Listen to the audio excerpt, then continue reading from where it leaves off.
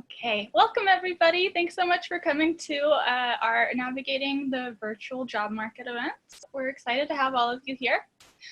Before we begin, just a few housekeeping items. Like Angelis mentioned, please make sure to stay on mute during the event.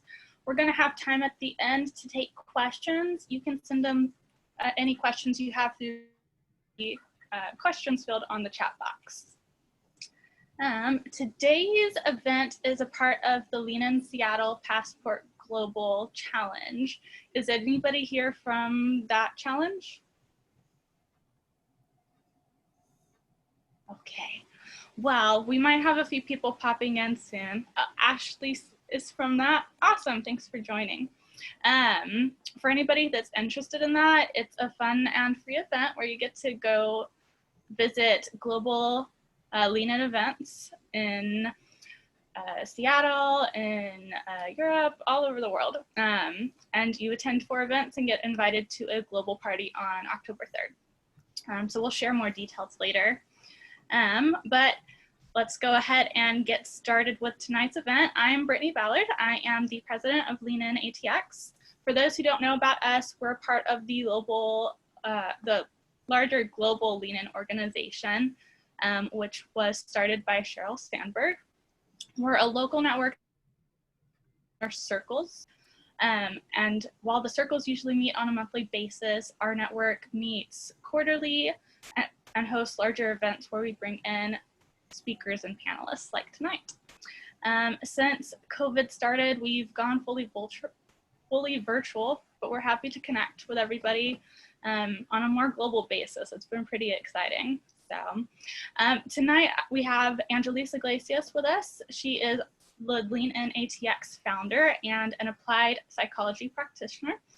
She'll be co-moderating with me and we'll be introducing our panel. Thank you so much, Brittany. First I want to say something about Brittany, because I'm going to say a few things about the panelist, but I want to also, she didn't even want to be introduced, but I'm going to say at least 3 things about her that I admire and I appreciate. And first one is she makes complex simple, and that is an incredible quality for any professional. The other thing is that she is a star at managing flow, which another incredible quality for what she does, for the profession that she's in. And also she just brings joy wherever she goes, especially in the workplace. We need that a lot, even virtually. So thank you, Brittany, for doing that. And so we at Lean In ATX, we try to learn from each other and lean on each other. And what we hope is that we can change what is not working, not only in our lives, but our communities and the workplace for the better. So we have an outstanding panel today that we just attract the best people. So we're really excited about having them share their messages and their experience with us and their secrets of the trade. And they will share powerful ideas on how the new workplace normal, how to navigate it, how to do better than what we could without this information. So these are all these secrets about virtual networking and interviewing, which we all really need at this time. And so we're very excited to have them. And let's see, I am just checking that everybody's in that wants to come in. I'm admitting people at the same time. Sorry about that. Okay, so first we have Chris Venovich, and she is a coach, a speaker, an author, innovator, and a virtual team lead. She founded Austin Digital Coaching, and please follow her there because she has a lot of free training and paid training that's available that will be very beneficial for people that are interested in this particular topic. And she helps already high-performing talent and teams achieve greater joy, balance, and impact. One thing I know about Chris that I've heard the praise about her is that she challenges ways of thinking. Teams always walk away with new learning and takeaways, and that she's very eager to make connections and provide valuable insight. So welcome, Chris. Now Cassandra. Cassandra is it's a long time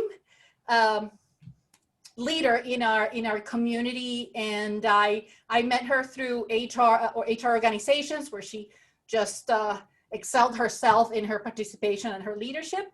And also she's a passionate HR professional of over 8 years, and her work as an HR generalist and talent acquisition specialist has provided her a unique opportunity to interview and hire thousands of people.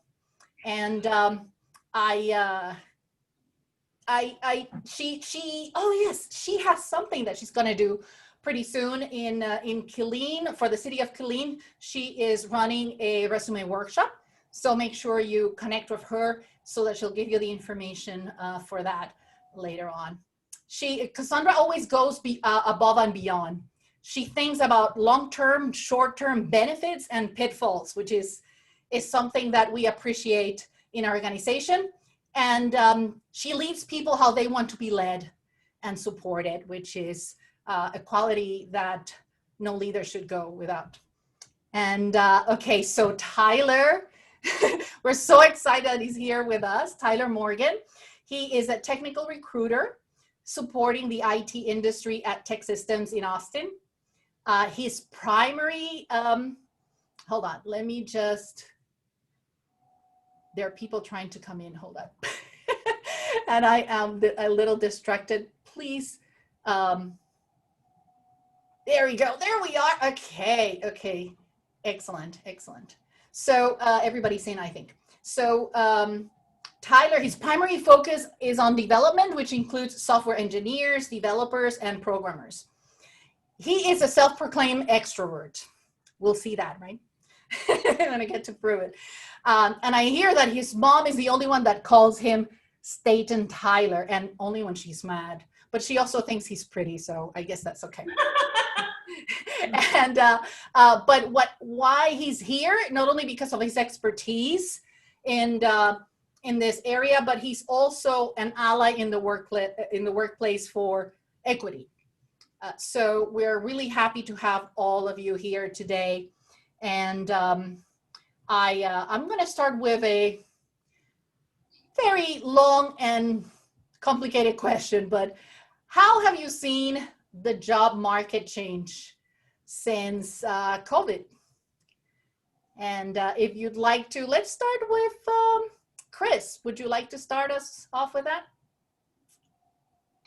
Sure, Angelis, thanks so much for bringing us all together, and welcome. I saw a couple of holas out there, so bienvenido and welcome to everyone on our today. There's obviously a lot going on just in the United States. If we look at job searching internationally, the topic becomes pretty broad. But there are three main changes that have happened to us as a result of the pandemic, and they're all related to our nervous system and how we communicate. The number one that you've probably heard is Zoom fatigue. You know, let's be real, it's in the evening here in Austin, Texas. We might have been on screen all day, and our minds are wired.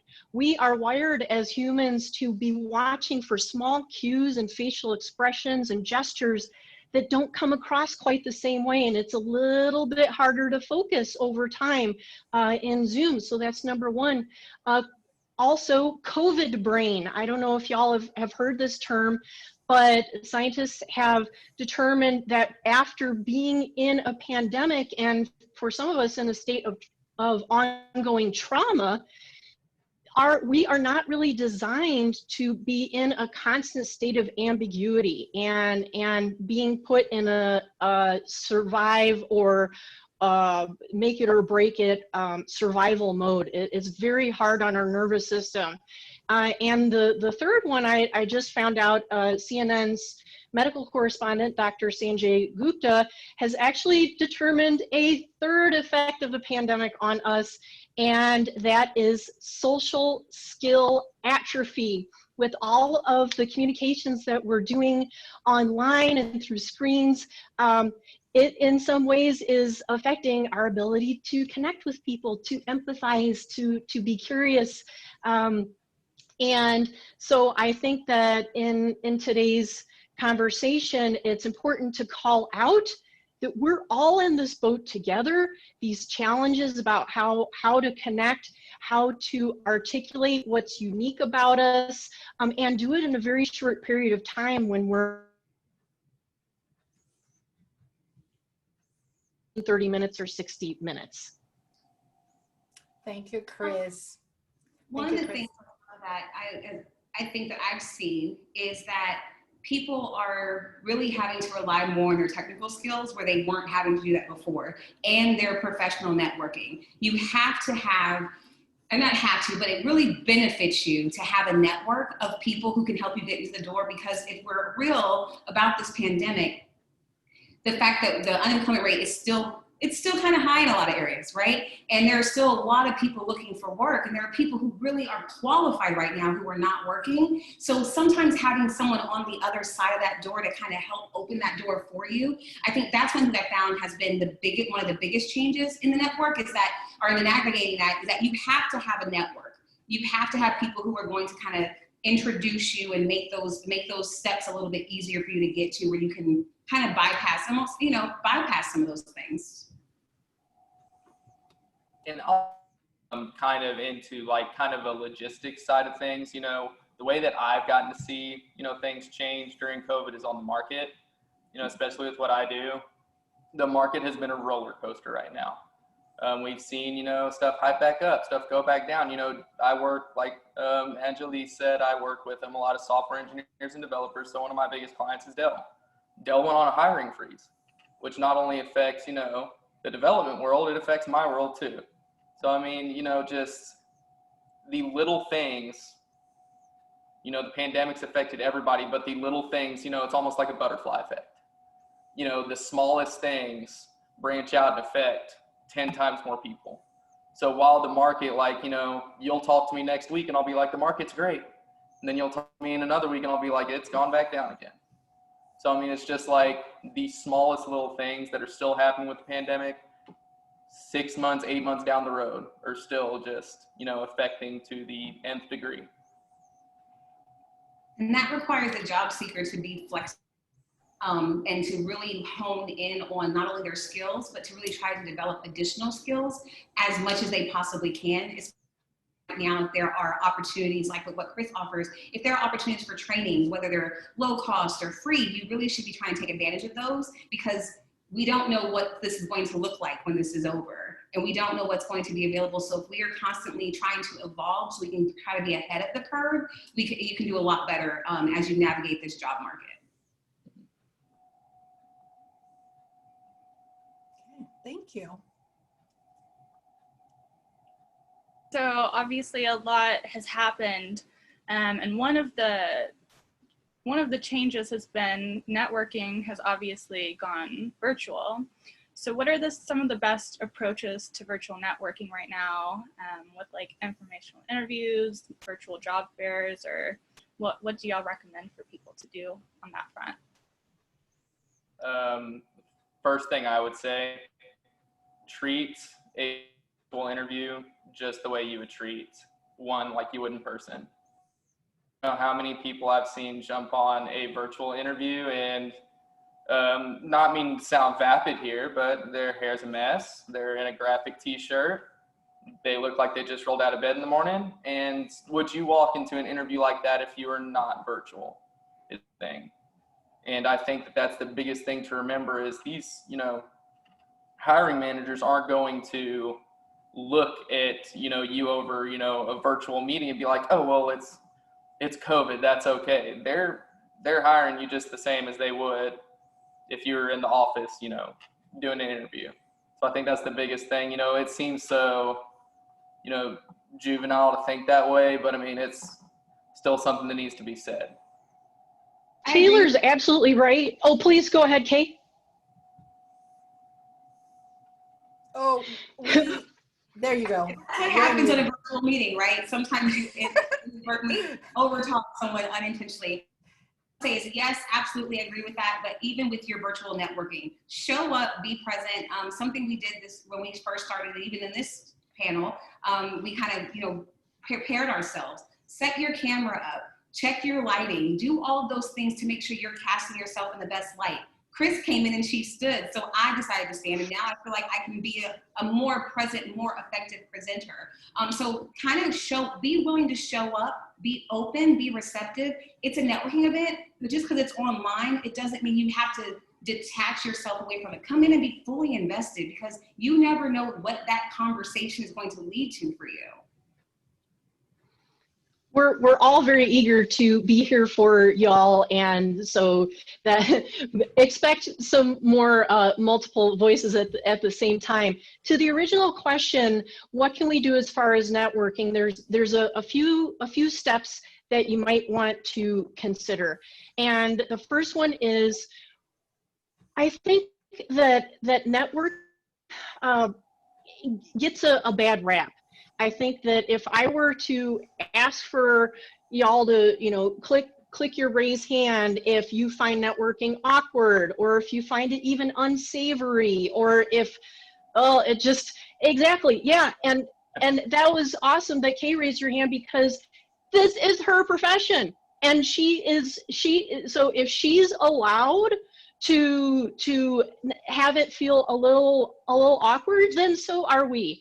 And so I think with networking, it's really important to come with a reframed mindset. And that is, when you come into a networking call or email, you're not asking for a job. You're not asking for permission for someone's time to pay attention to you. You are coming with something only you can offer, your unique value proposition, which we can talk about a little bit later. But just that you have something important that no one else can offer with your experience, your expertise, your education, your personality, your ability to collaborate. So coming in with a different mindset to networking. I mentioned having that unique value proposition ready.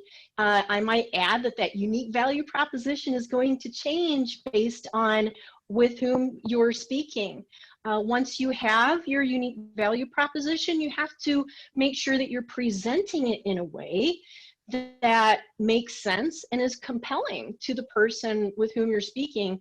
So you're gonna modify how you present and communicate, whether you're on a little screen like today, or if you're in front of a whiteboard, to Taylor's point about doing technical interviews.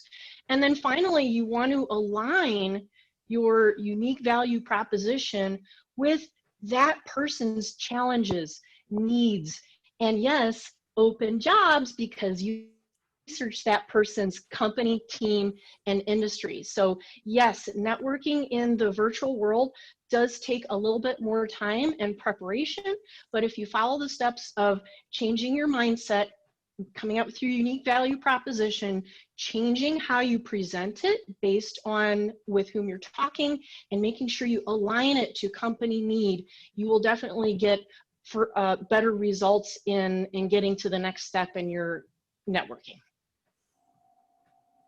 Great, thank you. Thinking about that, but maybe the other side of that, these are things that are positive for us to do, right? What if everything goes wrong? What if one thing goes wrong? I have been in, not necessarily interviews, but in training, and I gesticulate, right? I move my hands, I move around a lot. I'm standing as well. So it's, I just move my hand and I drop a big glass of water in my computer, where you know what when that happens, it's how do you recover from things like that, unpredictable. You get disconnected, you say the wrong thing, and you see the face of the interviewer or and change, and you really did said something wrong. You're not sure what you did, but how do you go about that? How do you go about recovering from those kind of situations? I think it depends on what you did first, right? So if you have something go on, say you drop something, you disconnect, the first thing to do is address it quickly. Reach out, try to get back onto the system. We know things are going to happen. There's a storm brewing outside my house. So there are things that may happen to our connections. So as soon as something like that happens, try to reconnect, reach out. If you say something that you probably shouldn't have said, that can be a little bit more challenging, because it really will depend on what you said and whether or not you can recover. In some situations, what my boss always says is sometimes you can't unring that bell. But depending on how you said it, what you said, and how inappropriate or egregious the comment was, it may not be a deal breaker for you. It may just be something, let's coach to that. And I think it's going to really just be dependent upon whatever the incident is. But if you realize you said something wrong, the first thing I say to do is apologize for it and try to move past it. Don't dwell on it. And remain calm is the one thing. Remain calm.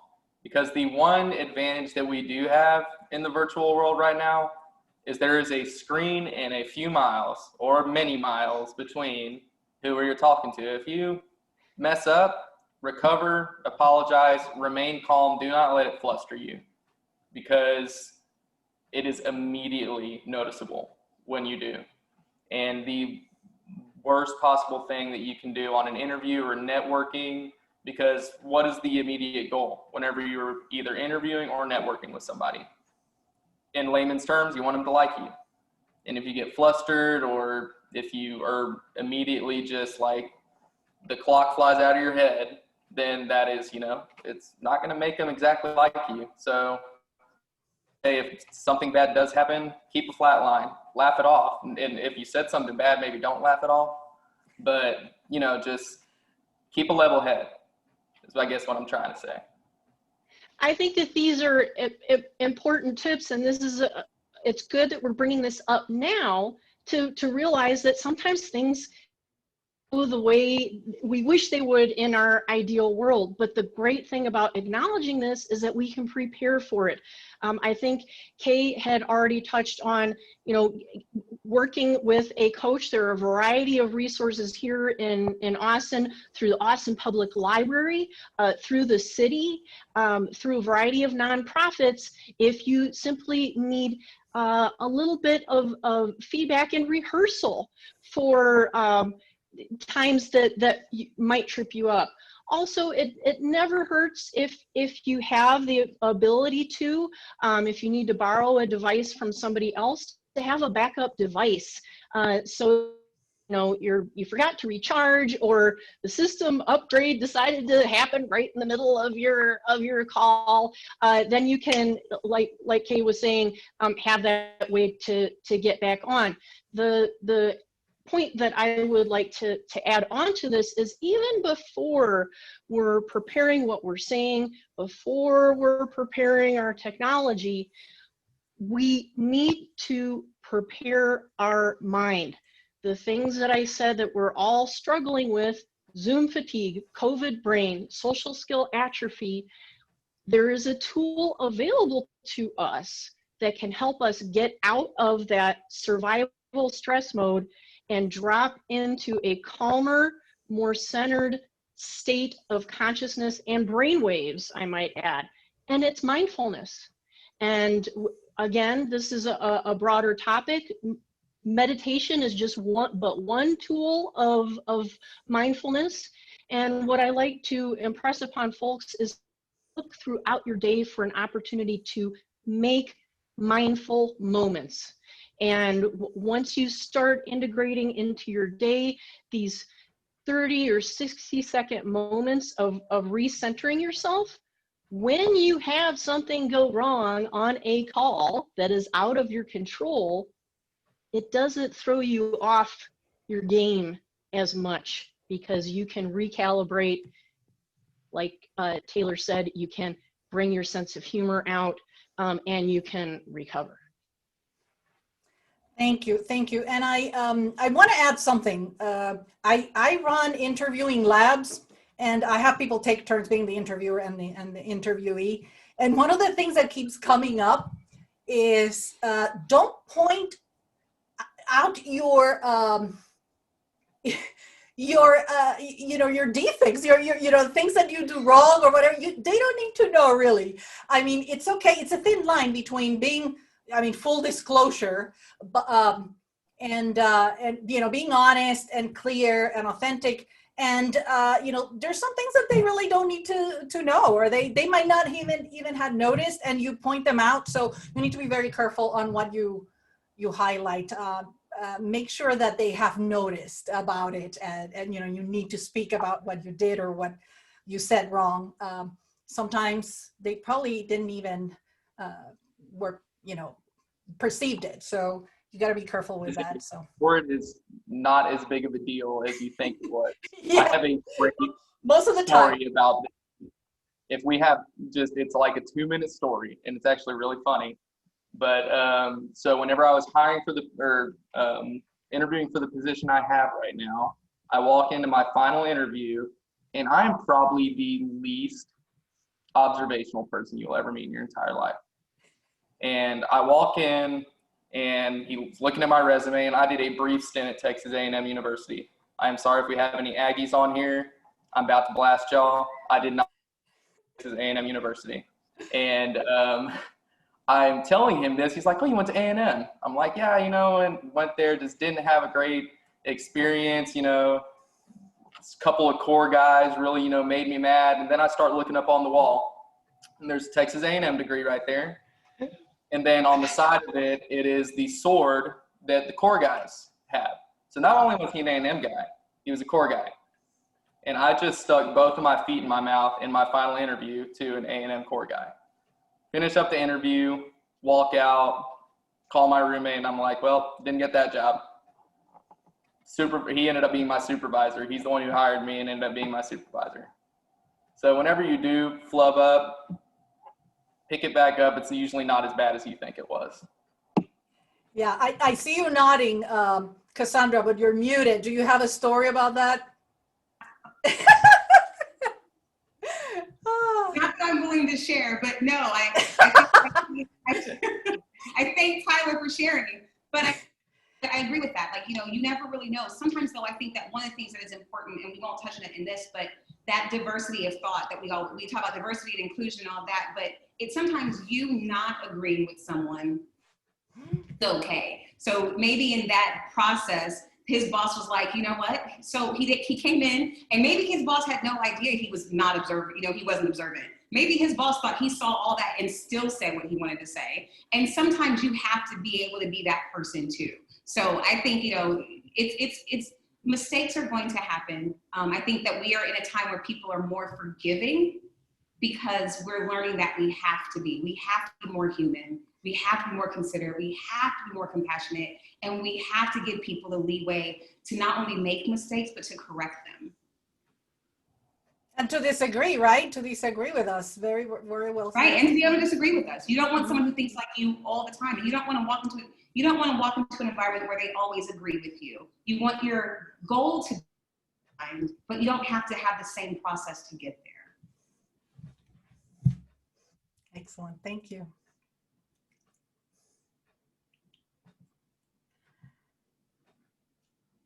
So we've talked a little bit about how you should, make sure to stay prepared for your interviews, and a little bit of what to do if something goes wrong. But when you're trying to, I guess, build on your resume or your job skills a little bit more, how are special projects or volunteering or anything like that helpful to somebody who's searching for a job? I think that is crucial to keep the fires burning in some way, shape, or form, even if we're in a time of transition, to use HR speak, or if we're in a time of fallow. We are entering into the fall where the harvest has happened, and maybe the winter plantings are coming up, but we're in an in-between phase seasonally as well. So in those times, it's time to, in the wise words of Stephen Covey, to sharpen the saw. There are plenty of free resources online to learn a new technology, to learn a new communication method, to learn about diversity and inclusion and the inner bias that we all have, and how confronting that can help make us better collaborators in our jobs. So sharpening the saw. It's also a good time to work on an opportunity that you can turn into a case study, which you can then add to a portfolio. Because part of, you know, and I stepped through this more in the course that is launching next week, how to stop searching for jobs and land your dream interview. But essentially what you want to be doing is approaching your unique value proposition with some sort of metrics and evidence to back it up. So special projects are ways that you can create those case studies, your LinkedIn profile, and recruiters do look at and download those things before they even do a pre-screen with you, and so do the robots. But Chris, you froze there for a second there, but I think one thing that you were trying to stress is that, like, and that's something that I recommend my clients also, is that LinkedIn is the best work portfolio that you could ever have. You need to treat it like such and have examples of your work and definitely recommendations and all kinds of information about what you really, the impact that you have in an organization and the work that you do. So thank you for for letting us know about that. That's where I get most of my, like, talking about LinkedIn, that's where I do most of my recruiting off of, is I go through LinkedIn profiles. So, you know, I think that, you know, what Chris was talking about, sharpening the saw, you're very rarely ever going to do too much. Any extra activity, volunteer work, anything you're going to do isn't going to usually count against you. If you have time, if you can do something, go do a little, like, for my, you know, consultants, you know, if there's a snowflake workshop that you can go do a, not actual snowflake, it's a technology, like, yes. But, you know, go do the workshop. You have a little bit of time, go do the workshop. If you have, you know, an hour at night to update your resume and, you know, upload to your LinkedIn, do it. You're never going to do too much most of the time. I want to stress most of the time. But, you know, anything extra is usually just a thumbs up. I'm a huge proponent of volunteering. It's really how you, I feel like it's how you build your skills. As someone mentioned in the chat, it's how you build your network. It's really how you really try to stay one step ahead of people who don't volunteer. If you sit stagnant for 6 months, so much can change in so many industries, where 6 months without having your hands or the pulse to the ground or anything, you might lose a lot of information. And so I'm a big proponent for volunteering and special projects and looking for ways to make yourself an asset to other people. That, like Chris mentioned earlier, your value proposition, that will definitely help increase that. I just want to tag on to what Tyler and Kay are saying and remind anyone who's tuning in the state of Texas. For anyone in the state of Texas, the website through which folks enroll for unemployment benefits, it's called the Texas Workforce Commission. There are a ton of resources in there that don't cost anything. And by the way, including training for which you can get a new credential. I know that I saw the Project Management Professional, or PMP, which is an accreditation which is huge with the state of Texas, with the city of Austin. And I don't know if you have set up your job alerts with either of those entities, but there are excuse my language, crap ton of entities for the state and the city that are constantly hiring. And so so now's the time to take advantage of those free resources. And I might add, you know, we as a group, we're talking about, you know, bringing some fun to a very serious topic. And, you know, one way that you can network that has zero to do with finding a job or getting an interview is using networking to find a buddy that you can take a course with together, that you can go to a webinar together like today and have your little side instant messaging. Oh, that was interesting. What'd you think of that? Or, oh, I don't agree with that. Or, oh, I haven't tried that before. So learning is important, but also finding new friends and connections in your industry and learning, helping each other learn together is another way to use this time. Chris, could you give the names of the website again for those credentials? Yes. So I know that we have some folks that are tuning in from outside of Texas, but for Texas, it is the, I'm happy to for anyone wants to ping me on LinkedIn or Facebook, I'm happy to provide the exact URL because I don't know it off the top of my head, but the entity name is the Texas Workforce Commission. Yeah, I think they have a Work in Texas site though, if that's what you're looking for. If you do the twc.texas.gov, it should take you to the Work in Texas site where you can actually go to the job board. It's separate from the unemployment benefits website, but it is linked to that. I just had one comment back to LinkedIn. So I'm a job seeker, but I also have a couple of side gigs. So I guess with LinkedIn, I don't have like the algorithm, but the more content that you place and like all the links and all the, or the likes and the recommendations that you have, like it's going to improve your hit rate, I guess. I don't know, Tyler, if you want to talk to that, but I guess I always try to make my number positive because like last week I had whatever 50% increase, but then it was like back to 0. So like this week it's like, I don't have a number in mind, but I'm always trying to improve my activity. So there's things you can do, like I ran a webinar earlier today, and then like there's articles you can write too. So these are things you can do even without a premium membership, but I would just leverage LinkedIn. And I would add on to that, as a recruiter, the time that where most of my time goes into is chasing down a resume, chasing down references, chasing down extra information, recommendations. The more you put onto your LinkedIn profile, the faster and more expedited the process gets. If you're applying to a job, do you want to wait 2-3 weeks, to hear back for, the position if you're even submitted for it? Or do you want to have all your information there ready to go and be able to be submitted for a position within the next day or two? And that's the difference that it makes. The more information you put up front for a recruiter to see or for a hiring manager to see, the more expedited the process gets.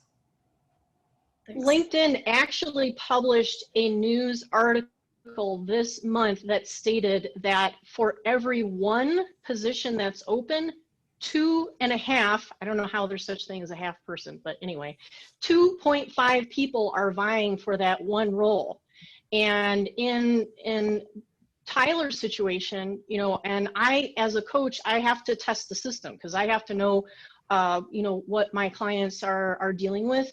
And in full disclosure, sometimes I take on technology contracts as well. But my point is number one, calibrating your LinkedIn profile is very important. But in a case of a recruiter, sometimes the window of opportunity is 20 to 30 minutes. A job can get posted, people from all over the country respond, the recruiter finds 3 candidates that align, the job's closed. The posting still might be live. So that's how fast things are happening right now. And while LinkedIn is an extremely important tool, to Shreya's point about keeping at top of mind, literally in the top of people's feeds by posting and commenting and writing articles actively, that is very important. But I just, again, want to reframe the importance of networking. What we're doing right now is we're fighting applicant tracking systems and algorithms that are extremely efficient. And one of the few ways to get ahead of that is through networking. Because if somebody knows you before a position is posted, then that way you're front of mind for that conversation. Yes, you still have to follow the process. But do you see what I'm saying? LinkedIn is a tool and it's important, but having the mindset of making connections with people through networking is what's going to get you in the door ahead of that tiny, tiny window. I mean, going to stuff like this too, guys. It's great. Like, I'm looking on here. I see you, Miss Lisa. I've talked to Miss Lisa a few times, Lisa Curry. And like, I'm going to give her a call right after this because I think I saw her email this morning. I'm going to go ahead and say, I saw your email, Miss Lisa. I had a busy day. I'm going to call her right after this. And like, it's stuff like this, going to stuff like this, that is going to put you ahead of the game, you know? People see your name. People search you. And be mindful of the content you post. Don't just post just to get the likes or the exposure when you're on LinkedIn. Be mindful, I posted about the other day, be mindful that what you post can be visible to your employer. Be mindful that what you post can really be detrimental in some cases because your stances or who you're trying to attack or are attached to or whatever, like all those things. So be mindful, don't just post to post, be intentional. And then once you find a position, don't stop interacting with those people because you never know who you can help. That's the whole, I mean, that's part of the process too, right? To reach back and help other people get to where you are. So I'd say continue, if you're, continue to use it, but be mindful and be intentional about your usage of LinkedIn. I have something about that. Give credit where credit is due. Send kudos to people that you know have done a good job. And that is so easy on LinkedIn to do, right? And also, yeah, send some love out there. Yeah, and gratitude. It not only helps that person, highlight something about their work and their impact, but also it puts you in a very good light. Like you recognize talent, you appreciate excellence. It's definitely a win-win anywhere you look at it. Agreed. Write a recommendation. Endorse a skill. Like you've worked with some great people. Endorse those people on LinkedIn. And that not only is a return of favor, but it shows that you're comfortable giving praise where praise is due. That's a team player. As a recruiter, I'm looking at things like that. I'm looking at how are they interact. And so Jose mentioned getting people in his network that sometimes don't help. I look at how they interact on there before I make them a connection. I look at how they interact on LinkedIn. What is it they're doing as well before I connect with them? Are they posting content that I can align myself with or I can have great dialogue with? Or are they posting things that are belligerent or do I want to align myself with that? Do I want that on my timeline? Be intentional even with making your connections, but then once you've made them, reach out to them, introduce yourself. This is who I am. This is what attracted me to your page, or this is what I saw that I wanted to interact with, because that's how that conversation starts.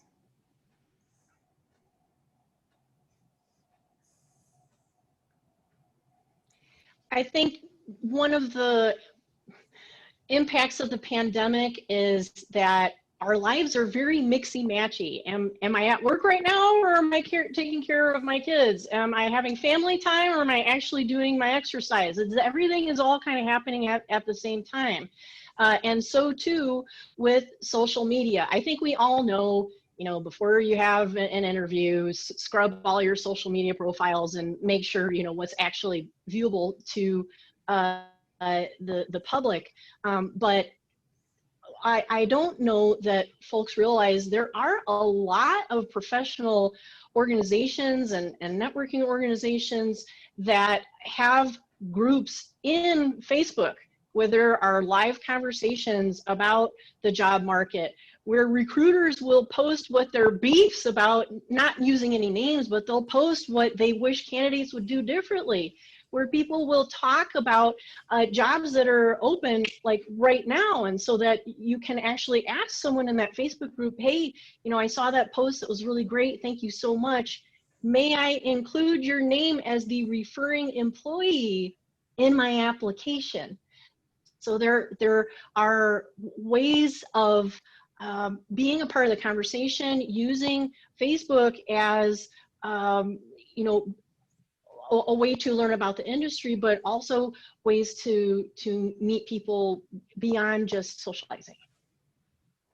That's a great point. We are at a time where we are able to connect virtually to almost, I mean, we could do it before, but now it's encouraged. And people are looking for that. So if you're already part of an organization, join a few organizations, as she mentioned. I joined Lean In is one of the ones I joined, and it opened up my network exponentially. I joined recently the Black in HR, which again, it introduced me to other professionals who not only look like me, but also struggle with the same HR challenge I struggle with, because that's a different conversation. I can't complain about recruitment with people who are job seeking. It's a different conversation, right? So if things I would like people to do on their application, like fill everything out, maybe update your email address and don't use, an inappropriate email address. Set up a voicemail on your phone, please. So if I call you and you don't answer, you send me straight to voicemail, I can leave you a message. These are things I want to be able to say, hey, I'm struggling with this. How do you get to this? So if you're part of trying to get into an organization, trying to get into an association, if you're part of an industry, join the networks. There are great tools and resources available to you there. Yes, set up your voicemail. I can't stress that enough.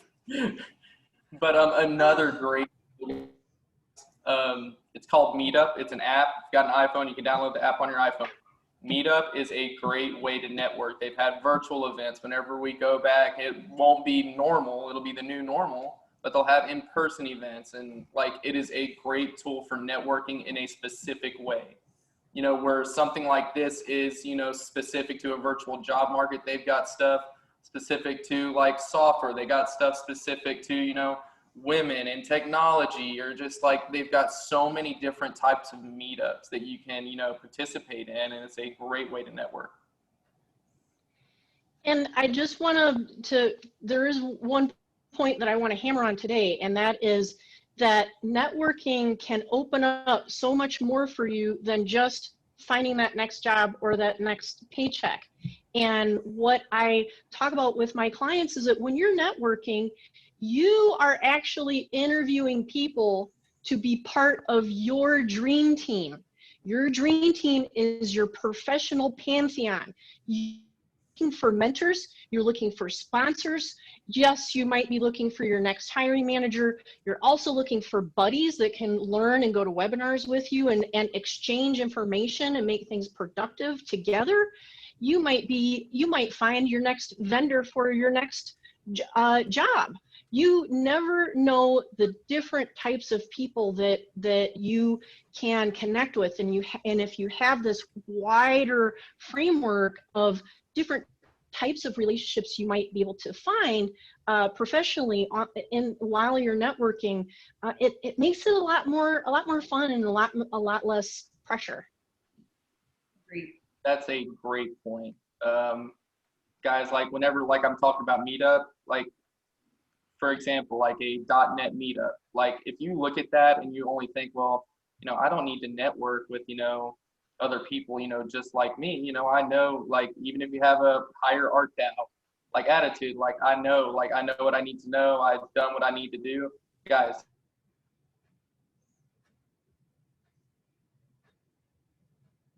Oh dear, I think we're frozen. Let's see. Don't need to learn. Go to them just for the point of networking. Mm-hmm. Go to them just to the point of meeting somebody new, because you never know where your next, for lack of better words, you don't know where your next paycheck's going to come from. And you don't know when you're going to, need, to reach out to that person on LinkedIn or reach out to this person and be like, hey, I'm on the market again.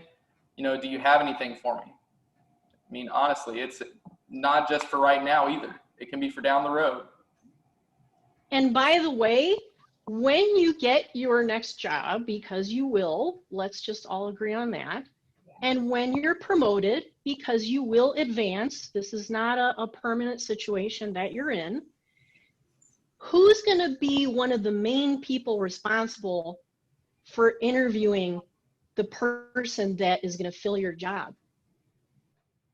And so too, when you're networking, even if there's people that are looking for the same job that you are or already employed and maybe don't have to network, at some point they're going to move on. And if they know you and the value that you offer, and ways that you can collaborate in their specific work culture because they've met you in a variety of scenarios. That's another benefit to making buddies who are in your industry. Absolutely. Thank you. I know Brittany has a really good question next, but I'm going to be the devil's advocate because hers is such a sweet question. I want to be controversial now. So where would you draw the line in your personal views about politics, about any controversial topics that when you share specifically on LinkedIn or in professional websites? You want to be authentic, you want to stand for your values and your views, but what would be your advice on how to manage that? Where's the line? How do we judge that? I like to keep it what my mom used to call dining room table conversation. And that is keeping certain things under the table when they're supposed to be under the table. And there's just certain topics that you do not bring up in the workplace. And I won't, specifies on any of those. I think most of you know what those topics are. And let's keep, while having your views are very important, I do not discourage anybody from, voicing. They have a voice your voice, but just in some situations, especially when it comes to the job market, there's certain subjects that you keep under the table. In my opinion, other people might have theirs. There's an appropriate time and place, but I believe there are some conversations that you can't shy away from, right? I don't get to shy away from certain things because of what I look like. So I am going to be certain things are not up for debate. And if you are comfortable spewing hate speech, then I don't want to work for you or with you. And if you have a problem with me holding you accountable for spewing hate speech, then again, I'm okay with that. I'm okay with that being presented. But I'm not going to go and attack you. I'm going to say, this is what this is for me. So I think that there are I mentioned this all the other day, don't look to instigate. Don't go to incite people. Don't go to infuriate people. If you're going to want to have a conversation, and go to encourage the dialogue. Because I may not agree with you on some things, and some things may be up for debate, but some things like hate are not. So I'm going to stand firmly on those things when I post about them. If I see it, I'm going to call it out, that is going to be what I do, because I think that being silent just says, oh, it's okay. And I don't want to do that either. So I think it's very important, like you said, there are some things, let's not discuss some certain politics, but we can discuss the issues. Let's not discuss the person, let's discuss the policies. And if you can separate that, then we can have a conversation. And I think that's where a lot of people just aren't going in with it. So it's a lot of it today, just be intentional and be mindful that someone's going to read what you post and they may not like it. How you respond to that can make a huge difference in your next steps, not just the ones you see right now, but future steps. Great points from Tyler and Kay, and I would just add a couple others. That's why we have anonymous blogs and personal Facebook profiles that have settings that are not viewable to the public, so that if there are inflammatory beliefs that we have, we can, as Tyler said, keep that under the table. But I would add that right now, again, we're all in one boat together in a very challenging time in our country. And I think that it's important to realize that people are imperfect and going to slip up. So when, whether it's in an interview or a networking situation, there's an uncomfortable topic that comes up, it's important to be prepared of how you are going to be authentic in that conversation, but also stand to your values.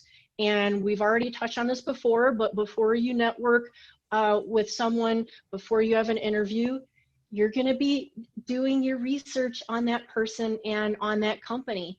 And maybe you'll find something ahead of time that trips you up to, you know what, this isn't in alignment for me. And this is an opportunity that I'm just going to keep for practice on you know, unique value proposition and articulating the experience and expertise that I bring to the table, but I've already decided that this is not the place for me. And always being mindful of what you say, because, you know, trying to think of the tactful way to say this, but not every person that you see is going to match what you think that they are. You know, I'm from deep South Texas. You know, I look a certain way, and, you know, plenty of people have stuck their foot in their mouth. I'm a member of the LGBTQ community, and a lot of people do not see that when they talk to me. So, you know, a lot of people have stuck their foot in their mouth with that just because they think that I think a certain way just because I'm where I'm from. So, I mean, I think just that's some of the reason to my reasoning of why sometimes you keep conversation on the table, because it's, whether it's not going to hurt somebody in that room, it might hurt somebody down the road, because, you know, I don't remember who said it earlier, but you can't unring the bell. And some stuff that is said like that, you cannot unring that bell. That was Kay. Yes. One of the things that Chris said I really wanted, she said my name, that completely, remember, the one thing I want to make sure job seekers remember, even now in this pandemic, like she mentioned, you are still looking for the right company. Even if you're struggling in this, the job you take next may not be the job that is going to catapult you into your next trajectory, into your next, you know, big opportunity, but you still have to interview those companies too. So watch what they post also. Be mindful, because you still, like she said, you want a mentor, you want a leader, you want a company that's going to put as much value into you as they take out of you, technically, by you showing up every day and giving 100%. So we're mindful that apply for jobs with places you still want to work.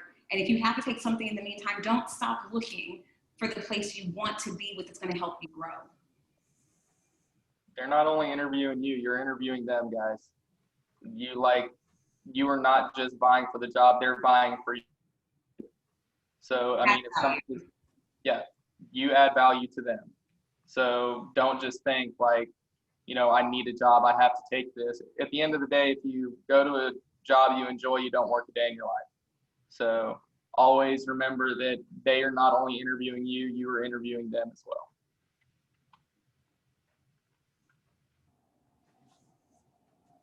So we've talked a lot about virtual networking, Zoom fatigue.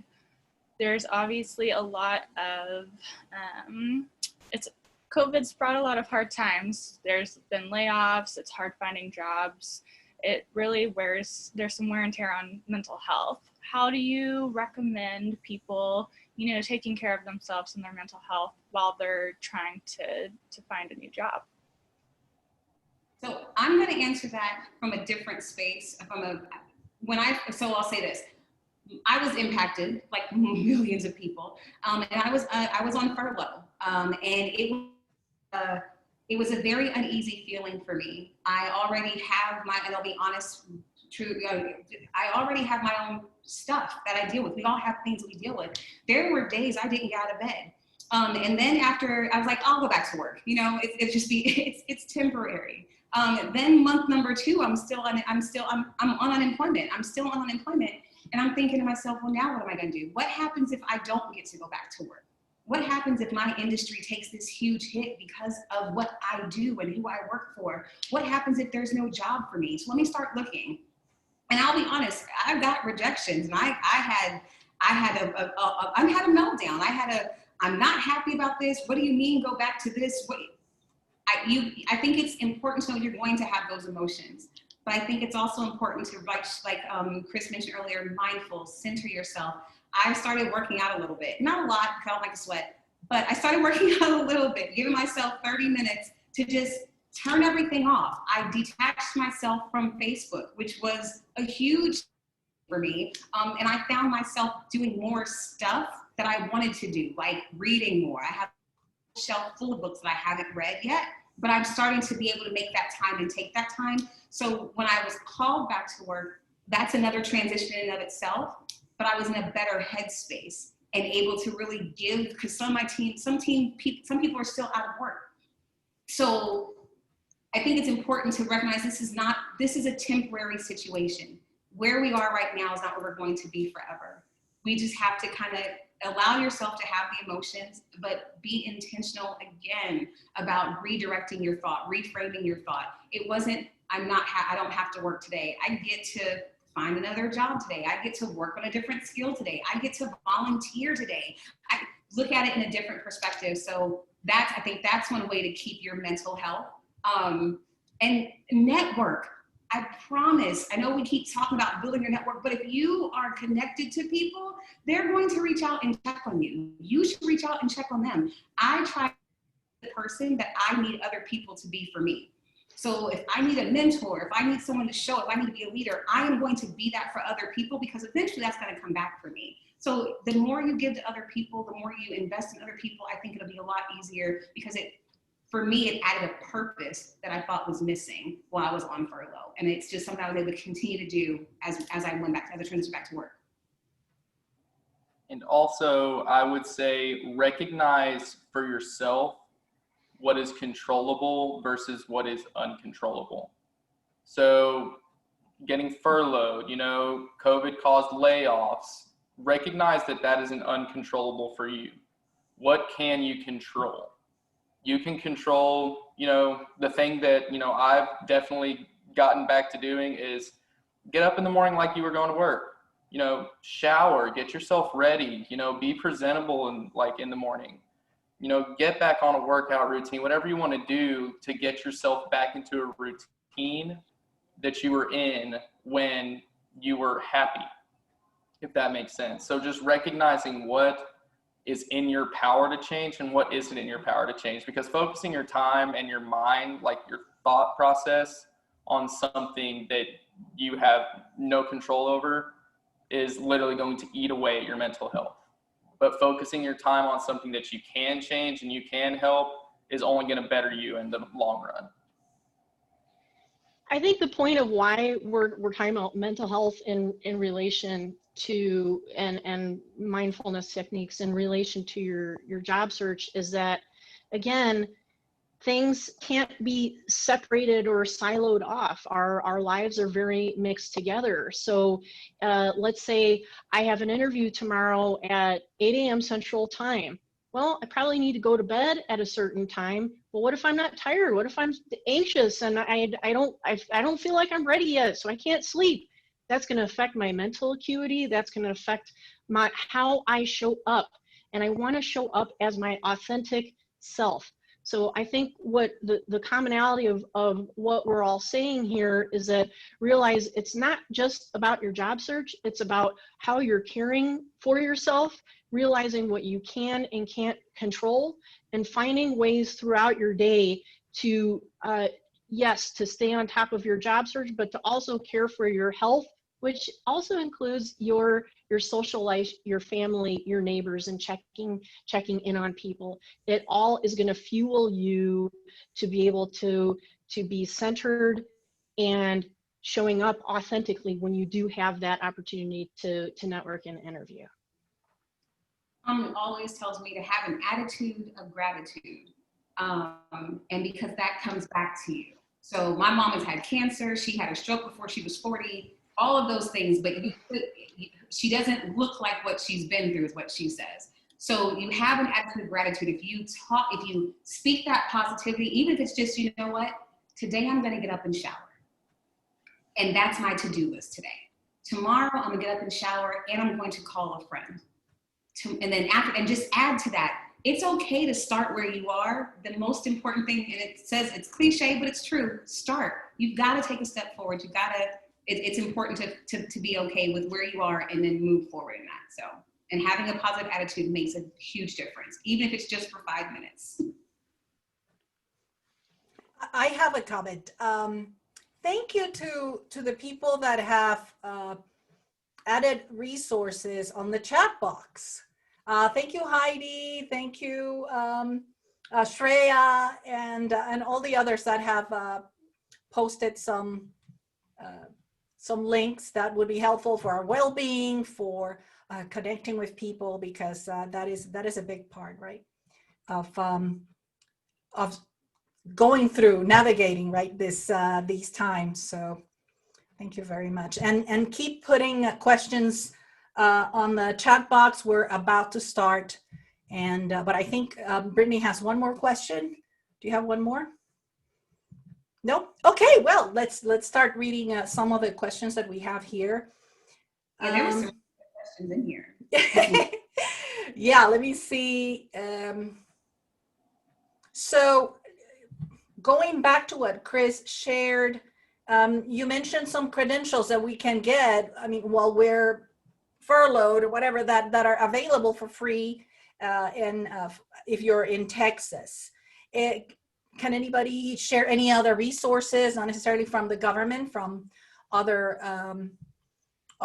organizations that are giving free training or coaching or any kind of advice like that? Sure. Go ahead, Chris. Thanks, Kate. I was going to say, speaking for myself, I'm happy to offer a 30-minute consultation on whatever you want, whether it's, looking, desktop sharing your resume or your LinkedIn profile, here to contribute to your success. And that's part of what helps me achieve my mission as a person. So that's a free resource. Another free resource is, I keep going back to tech because that overlaps with a lot of what I've done, but to think about in your role that you're trying to land, what are the credentials that you need? You might be able to download a program for free in its demo mode, and then take free training offered through YouTube through that very company. So, while LinkedIn does offer to purchase, I think it's lynda.com, there are other platforms online like Udemy that offer training. If you Google, you actually might be able to find quite a bit out there on YouTube or other platforms. I know a lot of institutions are actually either deferring tuition or absolutely, giving it away for free. So it would merit a good research. I have another question here, and it's from an ex-board member. Oh, this is great. So Karina is asking, representing my she says, representing my mom's group here, what recommendations do you recommendations on how to best highlight the valuable volunteer work people do when drafting a resume? Do you have any suggestions there?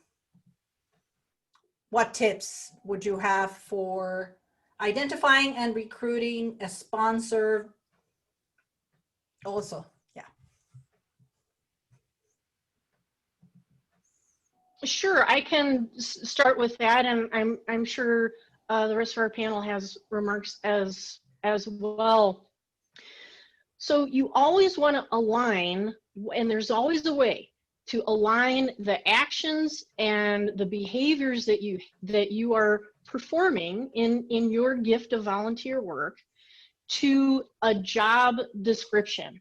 So in some way, the job description is going to give certain type of characteristics for the role. Let's just say detail orientation, okay?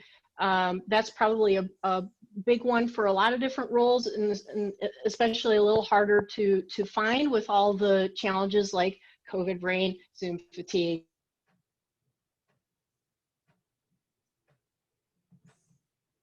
Description itself to give you the keywords. Same thing with LinkedIn profiles of folks that already have the role that you have.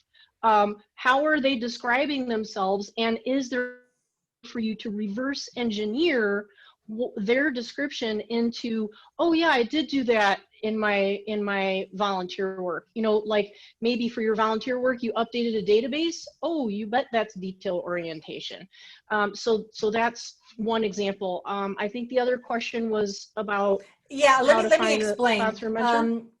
Karina was part of the board when we had an event that was called Sponsor In, where we encouraged our members to sponsor each other, to know what each other's traits were, what they brought, you know, what the impact that they had in the workplace, and to, when they go networking, they would go in pairs, and then, you know, they would highlight each other's work. So because that was in related to, we're sometimes kind of shy to talk about what we have accomplished and our values. So, but if somebody else talks about it, then it's so much more comfortable and a lot more effective, right? So, but she's asking about sponsors in that sense, in contrast to traditional referrals when you are competing for a position.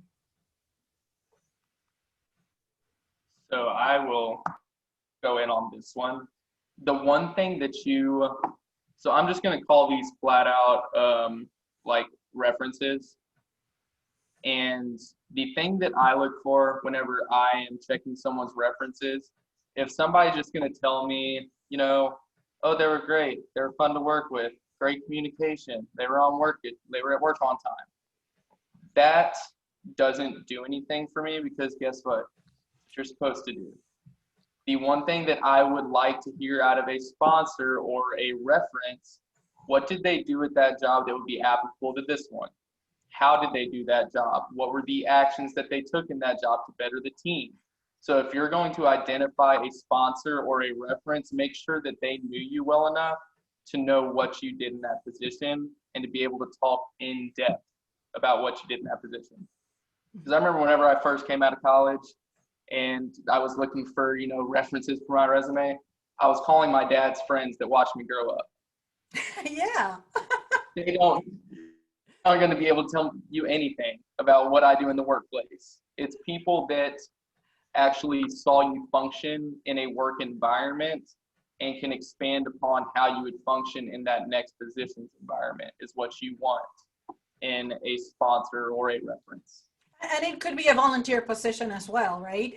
100%. Because work is work, results are results, you know, it's whether they were paid or not. So thank you for pointing that out. I have a question here from Jose, and he is asking, I'm sorry, go ahead. Cassandra had something she wanted. I'm so sorry, go ahead. I'll wait. Whatever they say for you can be quantifiable. So that's what's going to go on your things that you would put in your resume. Not just she spoke, she was great. What did she do? Make sure that whatever, like he mentioned, there's going to be something they can quantify, because that's what, as a recruiter, we're listening for. How did, yeah, they were great. They showed up to work every day. Like you said, how did that impact the team? Because you can show up to work every day, but if you have a bad attitude when you get there, nobody wants you to be there anyway. So make sure it's quantifiable. Furthermore, help your sponsor, help your reference, help you. It's okay to reach out to them ahead of time, and it all depends on how well you know them, but it's okay to reach out and ask, would you feel comfortable giving me a glowing recommendation about the value I added on the AstraZeneca project where I was responsible for a $10 million deal? See how I did that? I gave statistics, I named a big company, and I gave the result. And then they can say yes or no, but at least you have made it easy for them to tell that story on your behalf.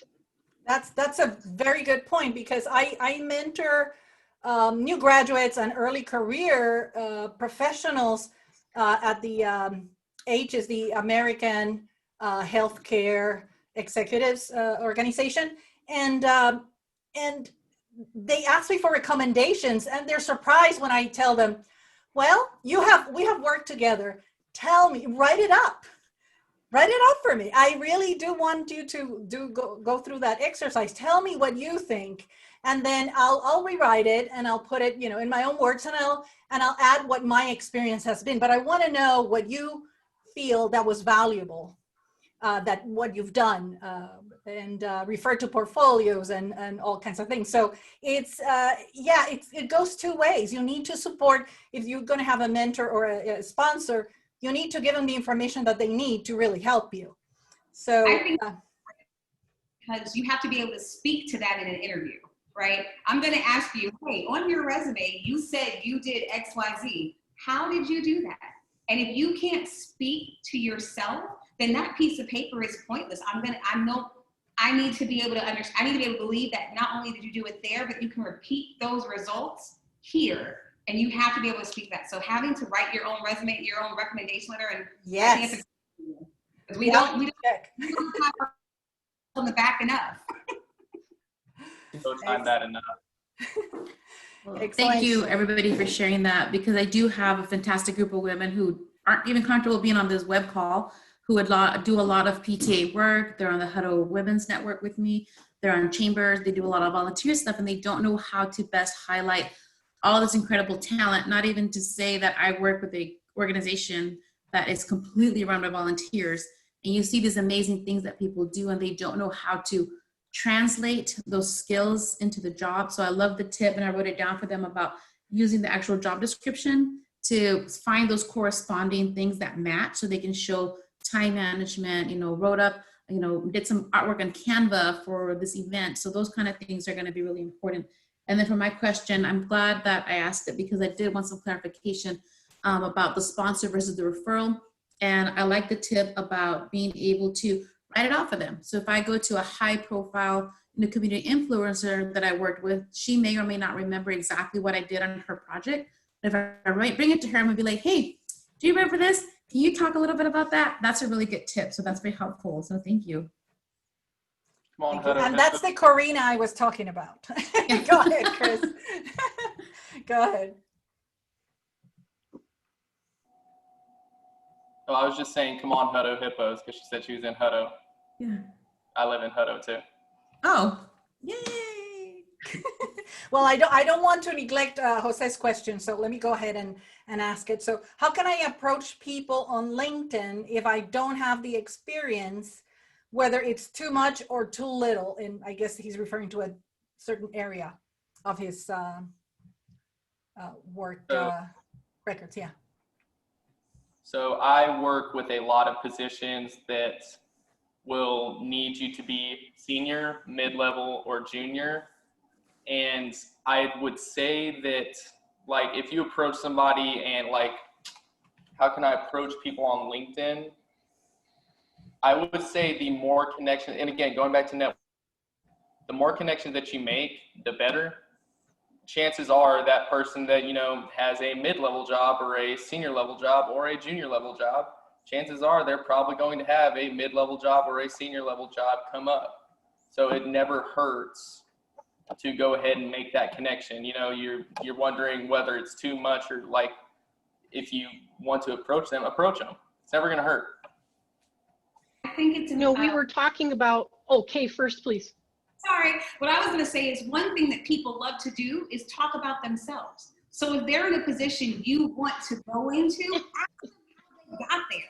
Ask them what steps they took. Say, you know what, I noticed your blah, blah, blah, XYZ. Are you, hey, you know what, you attended a school, like, whatever, all of those things. Give them, open the door for them to walk through, and they will give you information. They will give you they will tell you sometimes how to take their job, because they're looking at someone else's job further out anyway.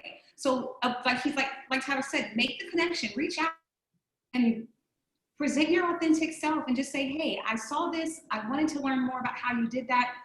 I know you're busy. Do you have 15 minutes can I take 3 minutes of your time and do a virtual coffee or whatever? Open the door, and they may say no. It's a numbers game. It's a numbers game. But if you authentically present yourself, they're going to reach back out. Even the lady who sent me a rejection email was like, you know what? I didn't actually approach that the right way. And now she's a great connection for me. I can talk to her, and she's a great mentor. So you never really know. Don't say no for them. And by the way, I love tea time and coffee networking and adult beverage networking of all kinds. So please find me on LinkedIn. Happy to connect. What I would add here is that this is actually a common pre-screening interview question. How do you handle not knowing a technology? If you're in a position where you do a skill and it is required for a new project, how are you going to approach that? So there are whole sets of manuals and websites that give you all of these pre-screening questions that you can prepare for and get confident with your answers. But one answer is to develop a case study based on a time where the system went down. What did you do? You had to learn another software in a matter of a half an hour and redo a report completely within a matter of hours. And how did that impact the business? You didn't know that before. You had to learn it on the fly. I'm positive, Jose, that there's something in your life where you can craft that story into a case study and make the argument that, yeah, I might not know how to do that, but I've been in this position before and I've had this demonstrated impact. Well, one thing that I have found, and I try to share this information, is that recruiters, and please correct me if I'm wrong, they're more interested in knowing not necessarily the answer to the questions they're asking, but how you think. How do you go about solving problems? Even when you have no idea, you have no experience or no idea how to go about doing this thing that they're asking you to talk about. But they're more interested in how would you go about with something that it's unpredictable, it's unknown, and if you can show your thought process and how you go about it, it is a lot more valuable than anything that you could say in your response. Absolutely. Showing that you're resourceful, showing that you're willing to go above and beyond. We know as a recruiter, we've seen your resume. We already know what you wrote down and highlighted. So when we ask you certain questions, we don't expect you to know the answer or even for it to be perfect. We just want to see how you think. Are you going to be able to add value to the organization? Are you going to align with the team you're joining? Are you going to align with the culture that you're becoming a part of? In my previous work, I dealt with advisors, call center advisors at different levels for technical support and customer service. All of them aren't going to be at the same level, but are they willing to learn? Are they trainable? Are they coachable? Can I take that and present it to the hiring manager and say, hey, they don't have X, Y, Z, but they have A, B, C, D, E, and they're willing to learn everything else. Can you give them a shot? So. That's a great point. And also, another thing that I will say, experience doesn't always equal relevant experience. Do not disqualify yourself from something that you think is going to be out of your league, because a senior in that position may have 20 years of experience, but maybe they don't have up-to-date technologies. Maybe they don't have relevant workplace experience that you do have. So don't disqualify yourself from a position just because you don't think you're senior. Throw your hat in the ring. Maybe you do. Excellent. Sure. Well, I'm going to have to go ahead with questions because we have a lot of them and we have about 7 more minutes. So let me go ahead and, so the next one is from Mandy. And how long after networking with someone is it appropriate to ask for a recommendation to a job at their company? And I think we touched on that, but not exactly how she's phrasing it. It depends on how much you were able to network and connect with them. But I'm also a big proponent on get in while the grease is hot. You like Chris mentioned earlier, sometimes that job closes quick because there are a lot of people maybe vying for it. So if you really see a job that you want and it's open and you have a connection, reach out right away. Don't wait, because you waiting, someone like me, I've already jumped into the DMs. I'm already in the inbox. I've already reached out. I already have an interview on Friday. I'm already getting the job on Monday. I'm already going through the background check process. I'm already starting at the end of the, I'm already in it. And you're just now getting, don't do that to yourself. Don't allow someone else to say, well, because I'm a little bit, I just met them. So what? Let them tell you no. Jump in while the grease is hot. Thank you, Cassandra. I have another question that is kind of related to that one. It says, I had the problem one time in which I reached someone but told me the position was for recent grads. when they didn't write that in the post. So what would you recommend in that situation where you're being rejected for something that wasn't really expressed on a job description or request? I would say, and again, this is also, you know, kind of going back to interviewing the company. If the company's not going to put that on theirs, then I would say that might not be something you want to throw your hat in the ring for anyway. I mean, I'm not, that sounds really rude, but I mean, maybe if, you know, the hiring manager isn't as organized and, you know, might not have given you the information that you needed, maybe it wasn't something that was meant for you anyway. Great, thank you. And sometimes budgets change and teams configure very quickly. So it might not be anyone's fault. And that's an opportunity for you to ask a question. What is it about a recent grad that would be better aligned to this role? Let them explain to you the skills that they're looking for, because there might be a way that you actually would align that is not relevant to your graduation year. Excellent. Enter an open-ended conversation. Yeah, and be elegant about it. Don't close any doors by, you know, saying, well, you didn't put it. And they're like, well, you know, I'm wondering if, you know, what is it that you really are looking for? You know, yeah, I like that approach. So the next question is, for people returning to the workforce after a break, what do you recommend to bridge that gap and appear as an attractive candidate? Relevant training. If, like, you know, if you know, had a break, whatever you were doing, like, just for an example, like what I do, if somebody's like, you know, I took a year off and, you know, a new version of .NET came out, what I would tell them, get online, do a training over it, present that, and you can say, hey, you know, I might have had a year off, but I literally brushed up on my knowledge, you know, over this, you know, break time. You know, so just having something to present to bridge the gap for yourself. Don't expect something else to bridge it for you. Bridge that gap for yourself, and, you know, take that. I also want to be able to say, though, that don't think that taking a break means you're disqualified from a position. That's not, I know people talk a lot about the gap on your resume, and I took a year off after I lost my job in 2017. I'd worked 7 years for a company. They reduction in force, position eliminated. I thought I was going to retire there, right? I took a year off. I focused on my family. I moved to Pennsylvania. I went and started studying for my PHR. And then when I got back to Texas, I was like, oh, let me find a job. And I found a great job. So don't let that gap, or let other people tell you that gap is going to kick you out. Okay, yeah. No, thank you. I'm going to try to get to one more question. Hold on, because I think you know, we have about 2 minutes. So let's see, if there's one that is not too long.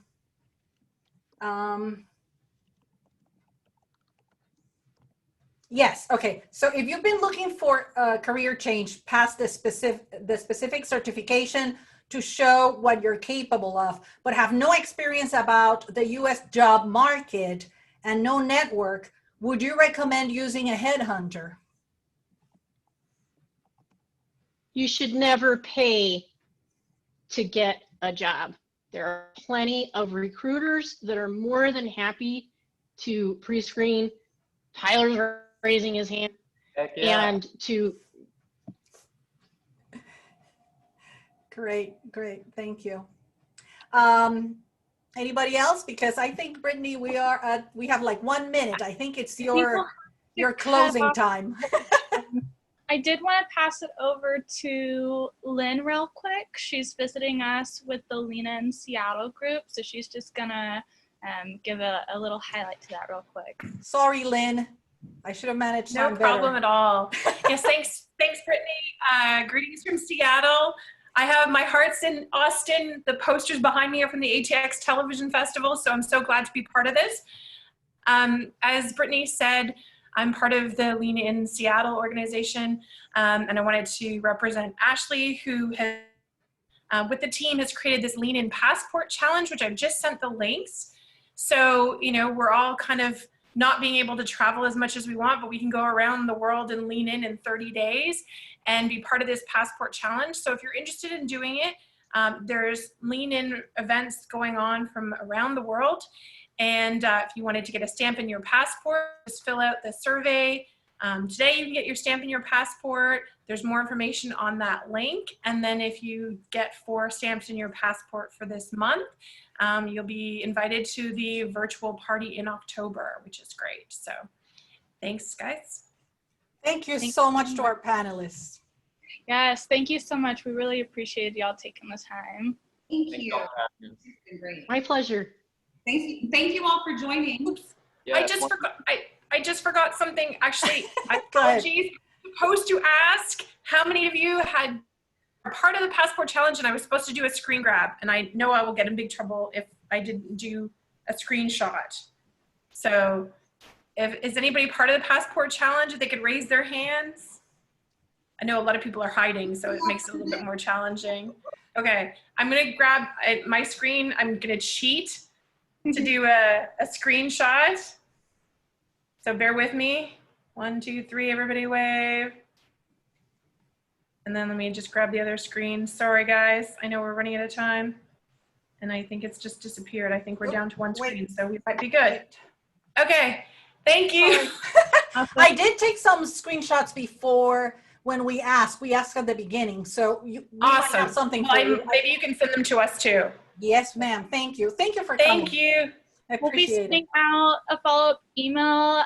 Definitely check out the leaninatx.org website. We have some upcoming events. I'm hosting a circle meeting next week on planning a work-life balance during COVID. Very hard, but we got to do it at some point. And then a diversity and inclusion event next month. So thanks again for attending, and to our panelists.